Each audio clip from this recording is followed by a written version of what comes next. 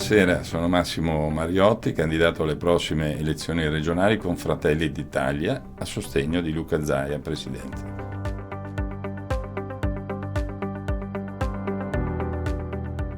Beh, innanzitutto la sicurezza,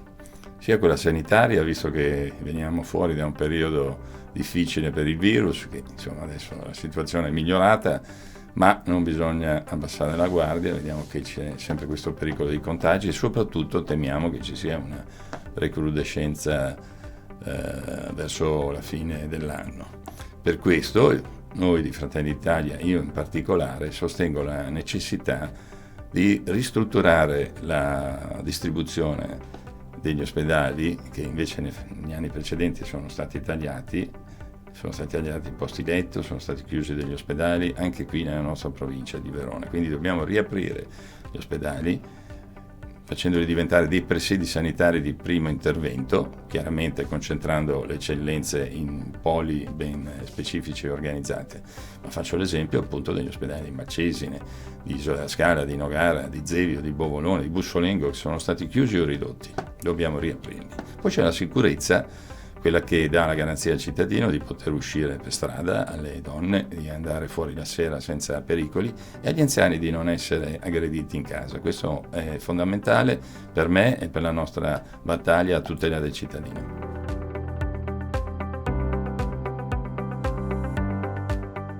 Il lavoro è importante perché abbiamo i giovani che difficilmente riescono a trovare un lavoro serio e dignitoso, quindi molto spesso si devono adattare. Per noi il lavoro è importante perché dà la possibilità ai giovani di costruirsi poi una famiglia, di garantirsi l'autonomia e l'indipendenza.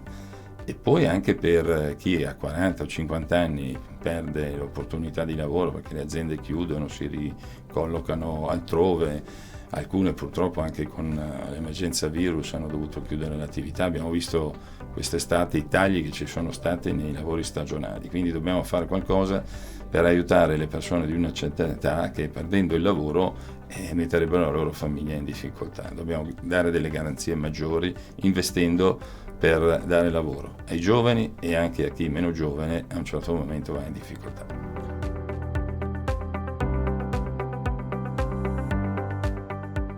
Beh, io faccio politica da tanti anni, faccio politica per passione, la mia famiglia vive del mio lavoro, io sono ferroviere, quindi non vivo assolutamente degli introiti della politica. Lo faccio negli enti locali, sono stato eletto tante volte al Consiglio Comunale di Verona, ho ricoperto molti incarichi amministrativi, sono stato presidente di commissione, assessore, ho avuto varie deleghe, e poi presidente di vari enti, quindi ho una certa esperienza amministrativa e diciamo anche manageriale nel guidare gli enti partecipati.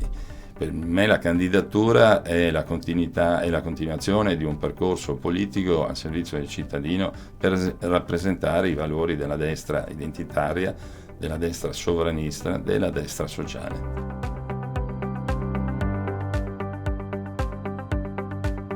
Perché sono sempre stato a destra, non ho mai cambiato etichetta politica, quindi la caratteristica soprattutto della mia lista è che sono l'unico che è stato già eletto in Fratelli d'Italia,